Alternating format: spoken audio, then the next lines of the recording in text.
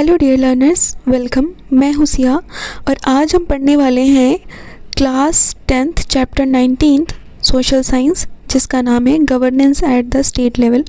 इसका first part हम complete कर चुके हैं, जिसमें हमने कुछ टॉपिक्स को कंप्लीट किए हैं और बाकी के कुछ टॉपिक्स जो हैं हम पार्ट 2 इस वाली वीडियो में कंप्लीट करने वाले हैं। ठीक है, तो देखते हैं और चलते हैं, स्टार्ट करते हैं आगे का पार्ट। आगे के टॉपिक्स, इस चैप्टर के आगे के टॉपिक्स को इस पार्ट में कंप्लीट करते हैं। चलिए स्टार्ट करते हैं। लास्ट वाली वीडियो में हमने यहाँ तक functions of the chief minister and council of minister ये पूरा हमने कंप्लीट कर लिया था। अब हम इसके आगे वाले जो टॉपिक हैं वो है position of the chief minister, वहाँ से स्टार्ट करते हैं और कंप्लीट करते हैं। Position of the chief minister ये क्या होता है? तो फर्स्ट है इसमें, the chief minister is the most important person in the state government. जो चीफ मिनिस्टर होता है वो मोस्ट इम्पॉर्टेंट पर्सन होता है किसी भी स्टेट का, and he she makes policies and guides the council of minister to implement them.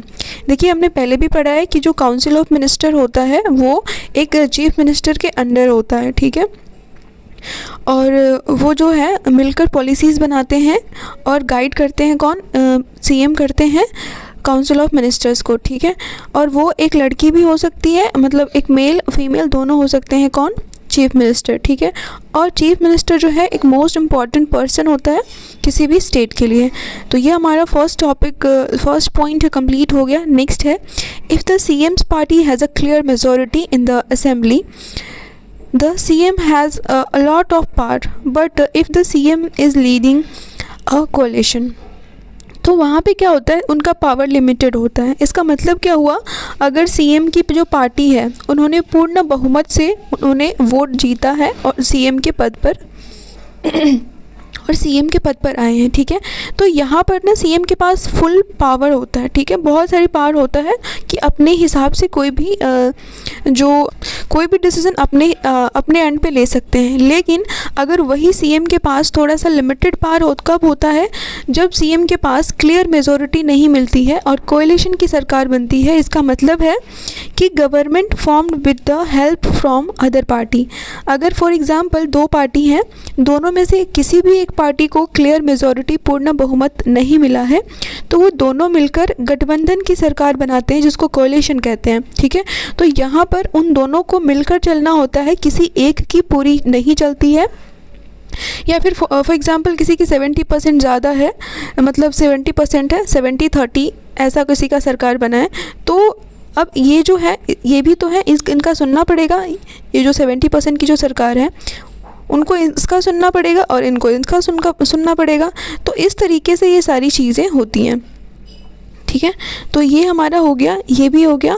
और ये थर्ड पॉइंट में है, in such cases the CM has to listen to other parties और even implement MLA to keep the government stable. देखिए, कुछ cases में CM के पास जो है वो, अभी भी मैंने बोला कि जो दो अलग अलग पार्टी हैं उन दोनों को एक दूसरे को सुनना पड़ेगा। ठीक है, और वो क्या करते हैं, इंडिपेंडेंट एमएलए जो होते हैं वो गवर्नमेंट को स्टेबल करने के लिए काम आते हैं। ठीक है, तो position of the chief minister ये हमारा टॉपिक जो है कंप्लीट हो गया। नेक्स्ट टॉपिक है हमारा स्टेट लेजिस्लेचर, तो इसको भी स्टार्ट करते हैं, कंप्लीट करते हैं।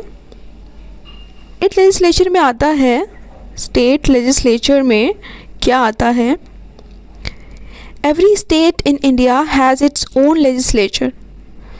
इंडिया में जितने भी स्टेट्स हैं उसका एक अपना लेजिस्लेचर है। ठीक है, किसी स्टेट्स के पास 2 हाउसेस होते हैं, 2 हाउसेस जिसको बाईकैमरल कहते हैं, अभी मैं समझाने वाली हूँ इसके बारे में।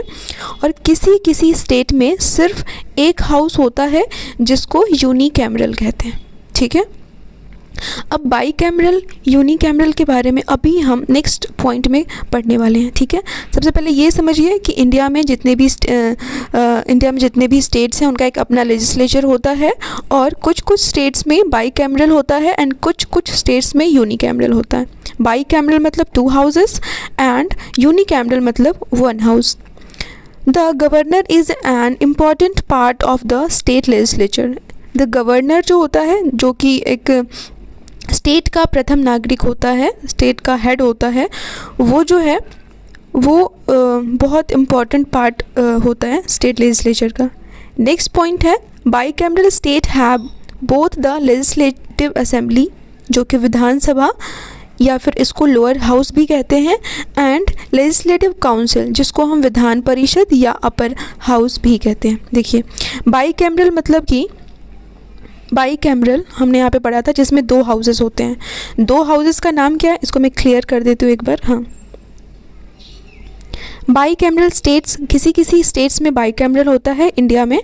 तो बाईकैमरल का मतलब होता है जिसमें 2 हाउसेस हैं। 2 हाउसेस कौन कौन से? लेजिस्लेटिव असेंबली, जिसको हम विधानसभा या फिर लोअर हाउस कहते हैं, ठीक है। दूसरा है लेजिस्लेटिव काउंसिल, जिसको हम विधान परिषद या अपर हाउस भी कहते हैं, ठीक है। अब देखिए, जो यहाँ पे तुमने 2 वाले का नाम ले लिया, लेकिन जो हमारा यूनिकैमरल होता है उसमें सिर्फ विधानसभा होता है, ठीक है, लेजिस्लेटिव काउंसिल नहीं होता। अब बिहार की बात करते हैं। भी कुछ स्टेट्स जैसे कि बिहार, जम्मू कश्मीर, कर्नाटका, महाराष्ट्र एंड उत्तर प्रदेश, इनमें बाईकैमरल लेजिस्लेचर है। जब मतलब कि अपर हाउस, लोअर हाउस है, विधानसभा, विधान परिषद और या फिर लेजिस्लेटिव असेंबली या फिर लेजिस्लेटिव काउंसिल, ये बोल सकते हैं आप। तो ये तो हमारा हो गया स्टेट लेजिस्लेचर। अब हम नेक्स्ट पार्ट पढ़ते हैं इसका। नेक्स्ट टॉपिक जो है हमारा विधानसभा के बारे में पढ़ते हैं, ओके। अब जो हमारा विधानसभा था, जो हमारा लोअर हाउस है या फिर लेजिस्लेटिव असेंबली भी बोल सकते हैं हम इसको, या फिर विधानसभा भी बोल सकते हैं। तो इसका जो है कॉम्पोजिशन कैसे होता है, इसका फॉर्मेशन कैसे होता है, तो ये हम पढ़ने वाले हैं। सबसे पहले देखते हैं कि ये जो होता क्या है। एक मेन लॉ मेकिंग बॉडी है स्टेट के अंदर। इसमें 60 से लेकर 500 तक मेंबर्स होते हैं। 60 to 500 मेंबर्स होते हैं विधानसभा के। Small states like Goa, Sikkim and Mizoram can have less than 60 members. अभी हमने पढ़ा था कि बाईकैमरल एंड यूनिकैमरल में लेजिस्लेटिव असेंबली ही होगा। यूनिकैमरल में सिर्फ लेजिस्लेटिव असेंबली होगा या फिर विधानसभा कहेंगे, ठीक है, जो कि छोटे छोटे कुछ स्टेट्स हैं लाइक गोवा, सिक्किम एंड मिज़ोरम, इन सब में होता है, ठीक है। और यहाँ पर जो मेंबर की जो संख्या है वो भी कम हो सकती है, ठीक है, 60 से भी कम हो सकती है minimum. Seats are reserve for schedule caste, जो कि SC ST के लिए सीट्स रिजर्व होती हैं। If the Anglo Indian community is not represented, the governor can nominate 1 member. आप इस लाइन को आप स्किप भी कर सकते हैं, because I am not sure कि ये आगे पढ़ना चाहिए, क्योंकि आपके बुक में दे रखा था तो मैंने इसको यहाँ पर लिख लिया, ठीक है। नेक्स्ट हमारा पॉइंट है member are called MLA and they are elected by the people through voting. इसके अंदर जितने भी लोग होते हैं, जैसे कि 60 to 500 मेंबर्स हैं या फिर लेस देन 60 मेंबर्स है कुछ स्टेट्स में, तो ये जो मेंबर्स हैं इसको कैसे इलेक्ट करते हैं? इसको पीपल के द्वारा, लोगों के द्वारा इलेक्ट किया जाता है, वोटिंग के द्वारा, ठीक है।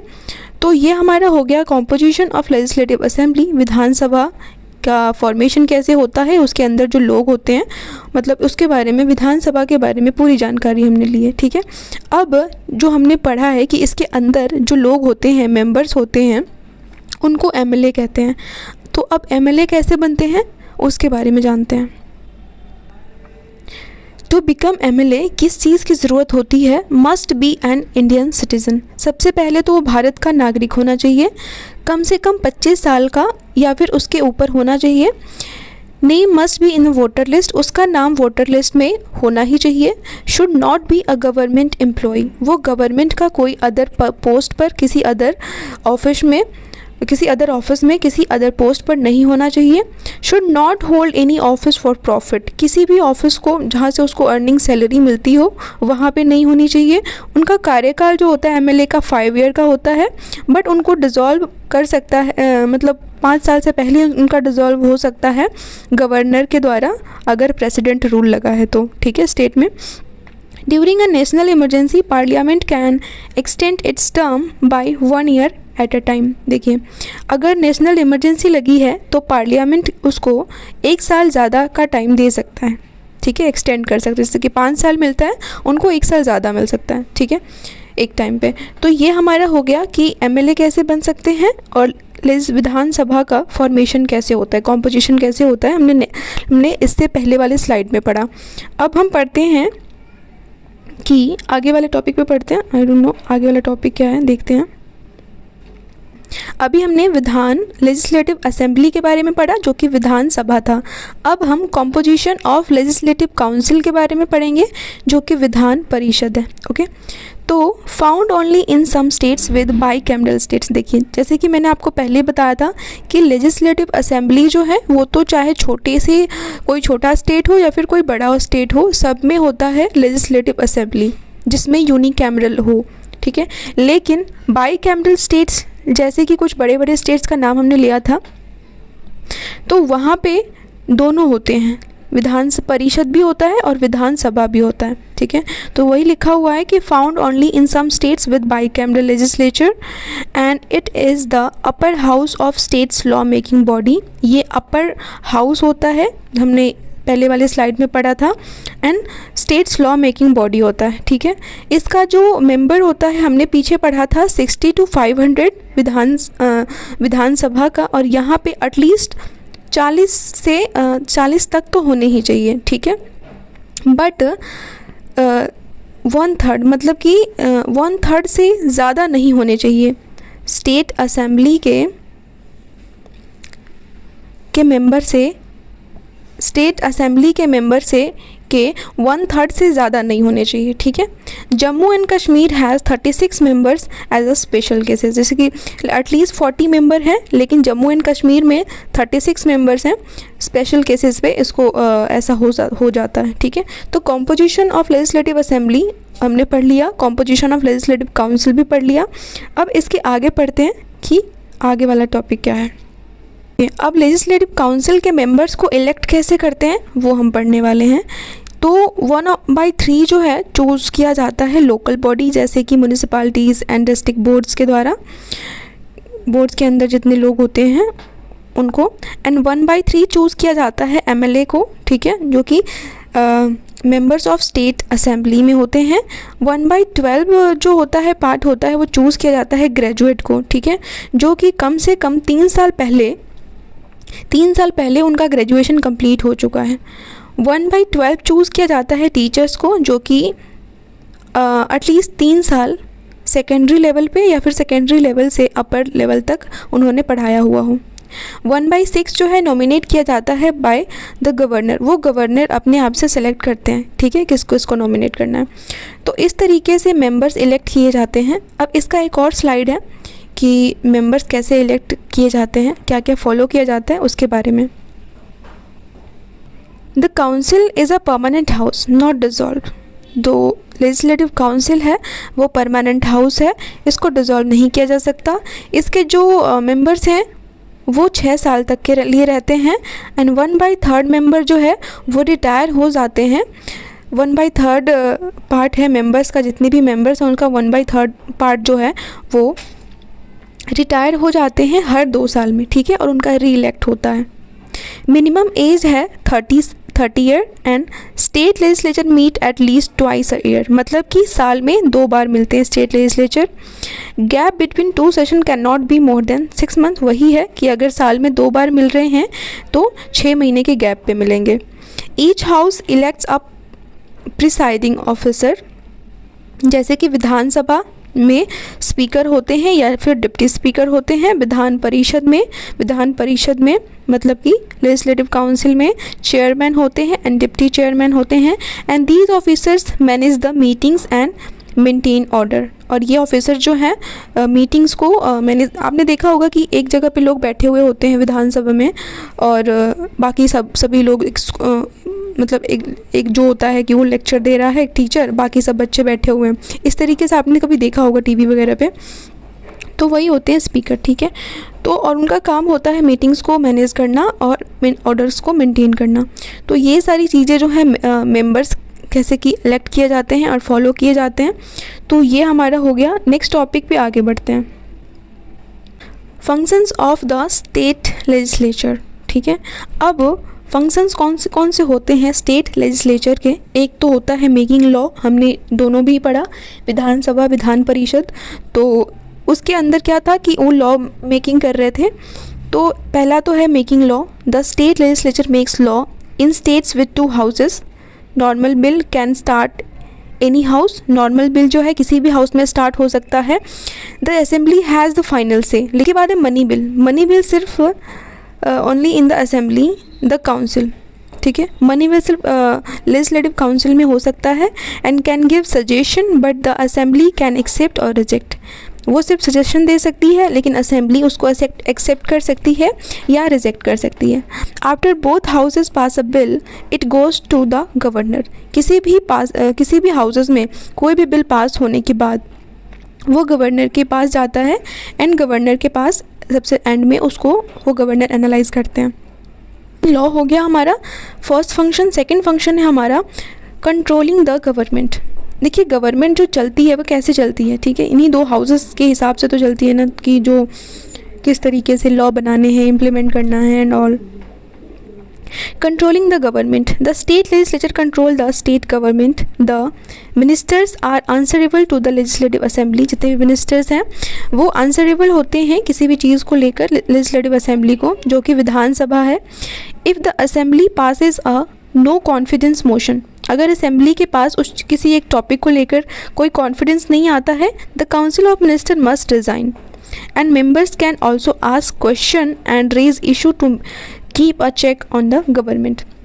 वैसे ही उसके जो मेंबर्स हैं वो क्वेश्चंस पूछ सकते हैं, जैसे कि ये हैं क्वेश्चंस, मेंबर्स हैं क्वेश्चन पूछ सकते हैं और कोई इशू है उसको रेज़ कर सकते हैं, उठा सकते हैं, अपना पॉइंट ऑफ व्यू दे सकते हैं। तो ये सारी चीज़ें होती हैं गवर्नमेंट में, क्योंकि गवर्नमेंट अगर कोई एक चलाएगा तो नहीं चलेगा ना, कि एक ऐसा भी होना चाहिए कि बहुत सारे लोग हैं उनके पॉइंट ऑफ व्यू को देखा जाएगा। अगर इशू कोई किसी के दिमाग में आ रहा है किसी एक टॉपिक को लेकर, तो उस पर बात करनी बहुत ज़रूरी है किसी एक बिल को पास करने से पहले। तो ये सारी चीज़ें होती हैं कंट्रोलिंग द गवर्नमेंट के अंदर, ठीक है। इसका नेक्स्ट 2 फंक्शंस और हैं, उसको भी हम कंप्लीट कर लेते हैं। Taking part in election. MLA vote to elect the president of India. They also vote to choose Rajya Sabha member. In some states MLA also have choose members of the second house, जो कि है legislative council. MLA जो है वो vote करते हैं, MLA जो है वो वोट करते हैं प्रेसिडेंट ऑफ इंडिया को इलेक्ट करने के लिए। And they also vote, Rajya Sabha के जो मेंबर हैं उसको चूज़ करने के लिए भी वोट करते हैं। In some states MLA also have choose member, second house जो है हमारा लेजिस्लेटिव काउंसिल, उसके भी मेंबर्स को चूज़ करने के लिए हेल्प करते हैं, ठीक है। नेक्स्ट है हमारा चेंजिंग द कॉन्स्टिट्यूशन। देखिए टाइम के हिसाब से कुछ चीज़ें जो हैं उसमें बदलाव करना ज़रूरी होता है। जो ओल्ड होता है वो हम फॉलो नहीं कर सकते क्योंकि बहुत सारी चीज़ें नहीं आ जाती हैं, तो इसके हिसाब से कुछ चीज़ें जो है मॉडिफिकेशन ज़रूरी होता है, तो इसके हिसाब से हमें करना होता है। तो the state legislature can part in amending the constitution. Sometimes the constitution need to be changed for some changes at least half of the state legislature must agree. देखिए कोई भी कॉन्स्टिट्यूशन को चेंजेस, उसमें बदलाव लाने के लिए या फिर मॉडिफिकेशन के लिए कुछ जो स्टेट लेजिस्लेचर होते हैं उसके जितने भी मेंबर्स हैं उसके हाफ जो हैं एग्री करने चाहिए, हाफ या हाफ से ज़्यादा एग्री करने चाहिए उस चीज़ को लेकर, तभी वो चेंज हो सकता है किसी भी चेंज के लिए, ठीक है। तो ये हमारा हो गया functions of the state legislature. अब हमारा नेक्स्ट जो पार्ट है, टॉपिक है, उस पर आगे बढ़ते हैं। Impact of government on citizens and their daily life. देखिए जो गवर्नमेंट है उनका वो जो रूल्स बनाते हैं, वो उनके जो रेगुलेशंस होते हैं, रूल्स होते हैं, तो उसका जो होता है ना, जो डेली लाइफ पे जो सिटीजन्स हैं उस स्टेट्स में रहते हैं। अभी जैसे कि हम स्टेट की बात कर रहे हैं, तो किसी भी स्टेट गवर्नमेंट है, कोई भी रूल बनाते हैं तो उसका जो डायरेक्ट इफ़ेक्ट पड़ता है वो किस पे, वहाँ के सिटीज़न पे पड़ता है, ठीक है। तो वो कैसे उनकी डेली लाइफ सिटीजन्स पे इफ़ेक्ट पड़ता है, तो क्या क्या बदलाव होते हैं उसमें, उसके बारे में हम इस टॉपिक में पढ़ने वाले हैं। तो state government play an important role in our daily lifes through different schemes and programs. देखिए गवर्नमेंट जो है ना बहुत इम्पॉर्टेंट उनका रोल होता है हमारी डेली लाइफ में, क्योंकि वो स्कीम्स लाते हैं, प्रोग्राम्स लाते हैं जिसके हिसाब से हमको चलना पड़ता है, ठीक है। ऑब्वियसली वो हमारे अच्छे के लिए ही होता है। These includes education, health, food, hygiene and other welfare services. Sometimes they also follow and adapt in central government schemes. देखिए, अब मैंने अभी कहा कि हमारे वेलफेयर के लिए होता है, हमारे अच्छे के लिए होता है, जैसे कि एजुकेशन है, हेल्थ है, फूड है, हाइजीन है, तो इन सब के लिए वो स्कीम्स एंड प्रोग्राम्स लाते हैं। और कभी कभी तो ये ऐसा भी होता है कि जो सेंट्रल गवर्नमेंट का जो प्रोग्राम है उसको भी फॉलो कर लिया जाता है एज इट इज़ स्टेट्स में। तो ये सारी चीज़ें हैं। अब हम देखते हैं कि अलग अलग स्टेट्स में क्या क्या स्कीम्स एंड प्रोग्राम्स लागू किए गए हैं, जिससे क्या किस किस को फ़ायदा हुआ है। तो आंध्र प्रदेश एंड राजस्थान में इन्होंने हेल्प किया ऑफिस जो स्कूल जो जाते हैं बच्चे, डिसेबल बच्चे जाते हैं, चिल्ड्रंस, उनको रेगुलर स्कूल जाने के लिए प्रेरित करने के लिए वहाँ पे फ़न एंड कंप्यूटर बेस्ड लर्निंग का यूज़ करके, इस्तेमाल करके उनको पढ़ाया गया, ठीक है, ताकि बच्चे डेली स्कूल आएँ, कुछ डिफरेंट फ़न करें और सीखें भी और डेली स्कूल जाएँ। आगे है उत्तर प्रदेश। उत्तर प्रदेश में gives meal hot meal in over 95,000 schools under the midday meal scheme managed by village head। देखिए, अब यहाँ पर क्या हो रहा है कि जो 95,000 स्कूल्स हैं, अब इसमें बहुत सारे बच्चे होंगे, इनको मिड डे मील देने के लिए कोई खाना बनाने वाला भी तो होना चाहिए। तो उसके लिए विलेज हेड्स जो होते हैं वो मैनेज करते हैं इस चीज़ को। तो उनको काम भी मिलता है और जो बच्चे हैं उनको मिड डे मील मिलता है, जिससे कि कुछ बच्चे इसकी वजह से भी स्कूल रेगुलर ज्वाइन करते हैं, ठीक है। अब आगे है Maharashtra teach hygiene in school with student call स्वच्छता दूत्स स्प्रेडिंग अवेयरनेस। महाराष्ट्र में जो इस चीज़ को बढ़ावा दिया गया है, हाइजीन को स्कूल्स में, ताकि बच्चे इस चीज़ को अवेयरनेस फैलाएं बच्चों के द्वारा स्वच्छता दूत बनकर। Next in Nagaland involve the local people in running services like school, health and electricity, and these efforts improve lives and bring government closer to the people। ये जो चीज़ें हैं गवर्नमेंट ने जो ये स्कीम्स लाए हैं, तो इससे क्या होता है, जो लोग हैं, कॉमन पीपल हैं, जो हमारे सिटीजन्स हैं, उनकी जो लाइफ है वो इम्प्रूव होती है, ठीक है। और वो काफ़ी क्लोज हो जाते हैं गवर्नमेंट की, क्योंकि हम कोई स्कीम गवर्नमेंट ने बनाया है, हम उसको फॉलो कर रहे हैं, तो वो गवर्नमेंट की हेल्प ही होती है एक तरह से, और हमें देखकर बहुत सारे लोग प्रेरित होते हैं, तो वो भी करते हैं, ठीक है। तो ये सारी चीज़ें हैं impact of government on citizens and their daily life. Next जो हमारा पॉइंट है, टॉपिक है, उस पर आगे बढ़ते हैं। अब हम पढ़ने वाले हैं high court and the subordinate court.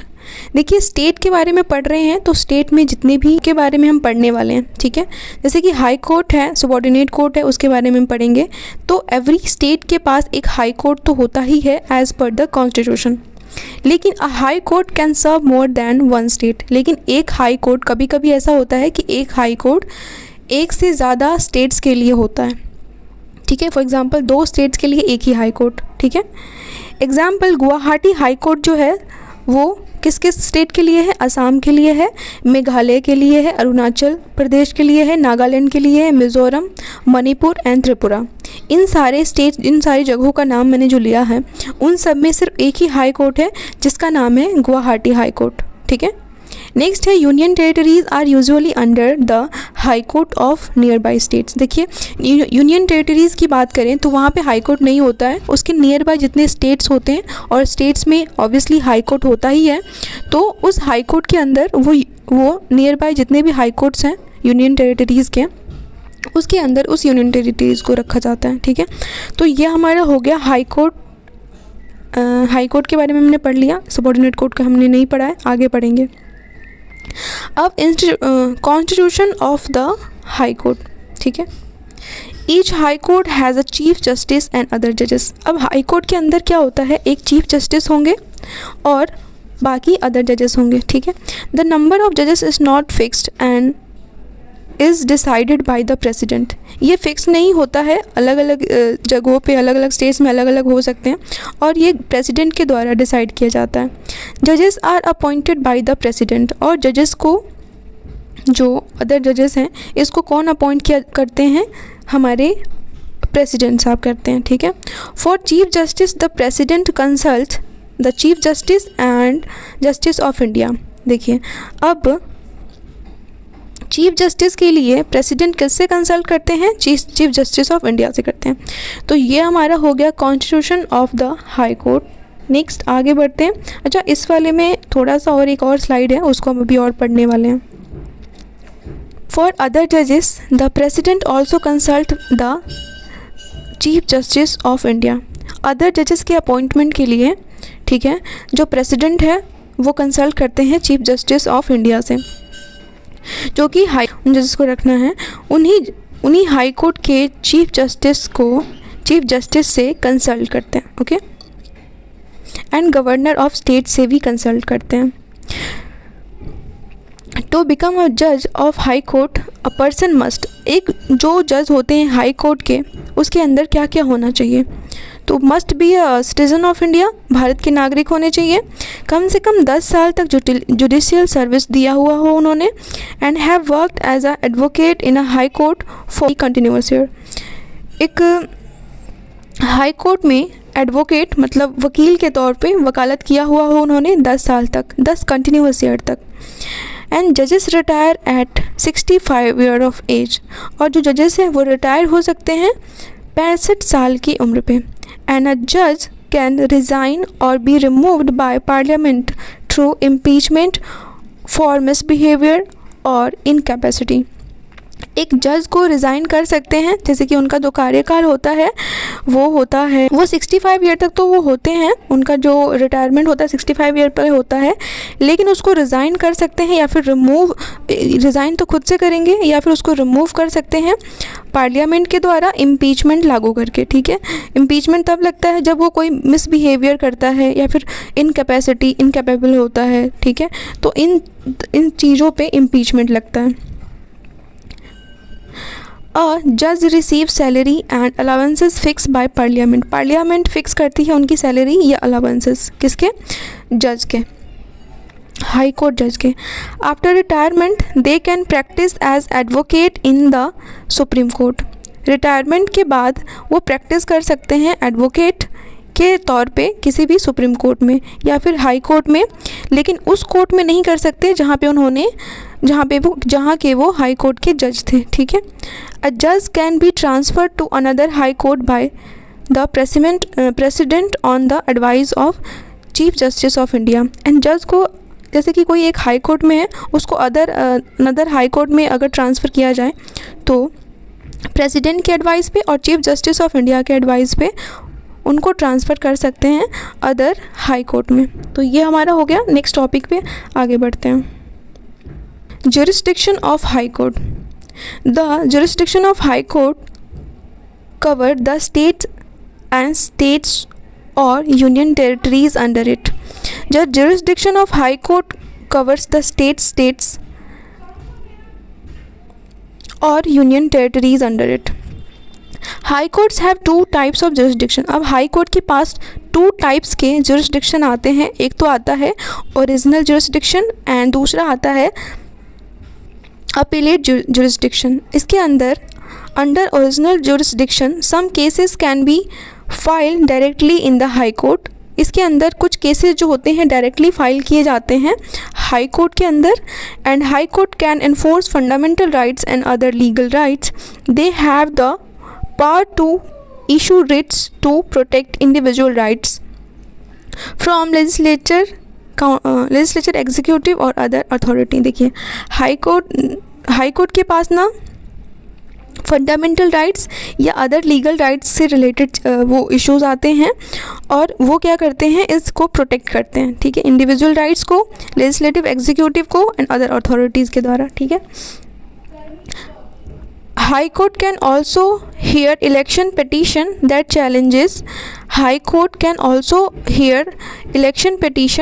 Challenges the election of state legislature member. High court जो है वो इलेक्शन पिटीशन को भी सुनते हैं एंड जो चैलेंजेस आते हैं इलेक्शन में उसको भी सुलझाते हैं। ठीक है, एंड लेजिस्लेचर मेंबर्स के जो प्रॉब्लम्स आती हैं उनको भी सुलझाते हैं। तो ये सारी चीज़ें हमारी हो गई जुरिस्डिक्शन ऑफ हाई कोर्ट के अंदर। अब हम आगे बढ़ते हैं थोड़ा सा और, आई थिंक इस टॉपिक में थोड़ा सा और एक और स्लाइड है उसको भी पढ़ लेते हैं।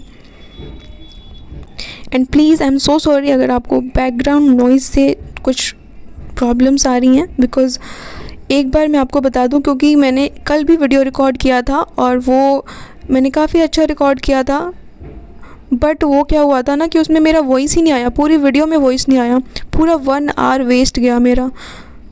तो मैंने, और मुझे वीडियो ये चैप्टर पूरा कंप्लीट करवाना था, इसलिए मैंने सोचा कि जल्दी से जल्दी इसको मैं देती हूँ। तो please I am so sorry अगर आपको बैकग्राउंड नॉइज़ आ रही है तो उसको अवॉइड कीजिएगा। मैं कोशिश करूँगी आपको एक क्वालिटी एजुकेशन और क्वालिटी जो मेरी वॉइस है वो आपके तक क्लियर आए, ठीक है, और आपको पढ़ने में कोई डिस्टर्बेंस ना हो। बस आपका थोड़ा सा साथ चाहिए ताकि आप लोग भी मुझे भी ये लगे और मोटिवेशन मिले आगे बढ़ने का, ठीक है। तो हाँ, इस टॉपिक को थोड़ा सा और एक और स्लाइड था उसको कंप्लीट कर लेते हैं।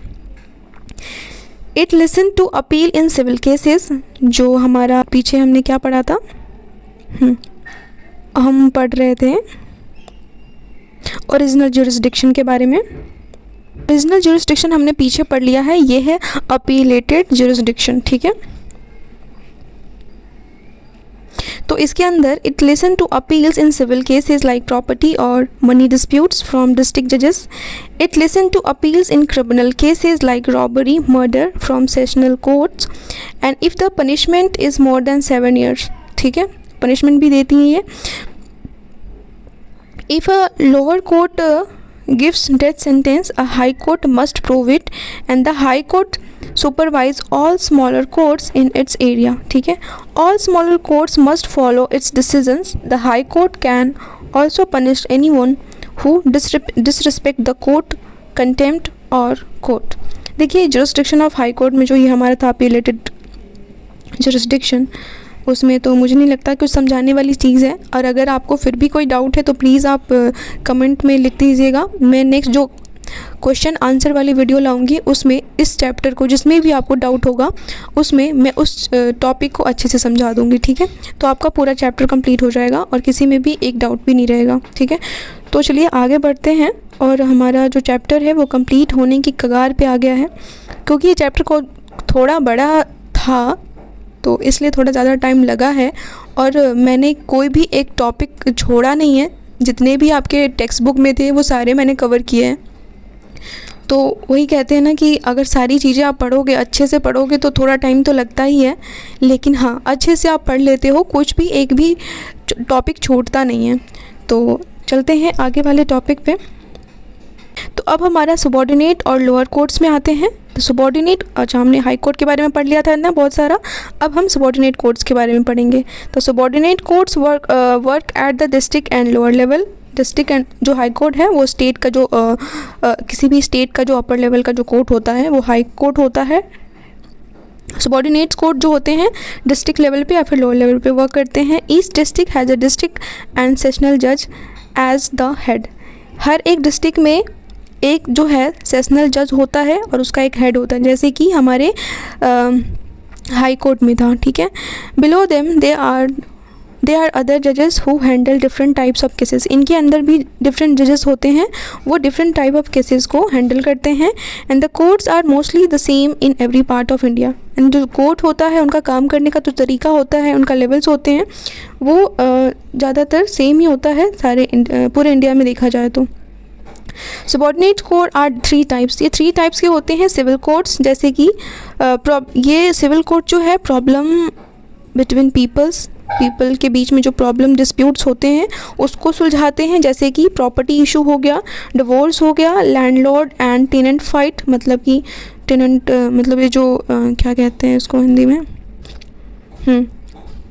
मकान मालिक और किराएदार के बीच में जो फ़ाइट हो जाती है उसको सुलझाते हैं। कॉन्ट्रैक्ट और एग्रीमेंट प्रॉब्लम्स, इन सबको कौन कोर्ट देखता है? सिविल कोर्ट देखते हैं।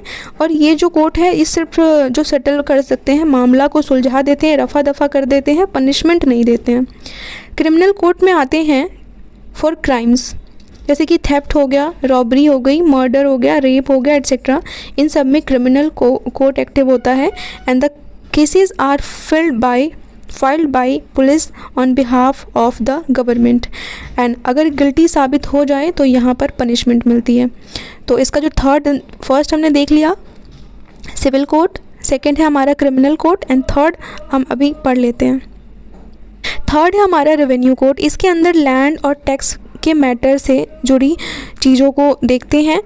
At the top is the board of revenue, जो कि कुछ स्टेट्स में होते हैं।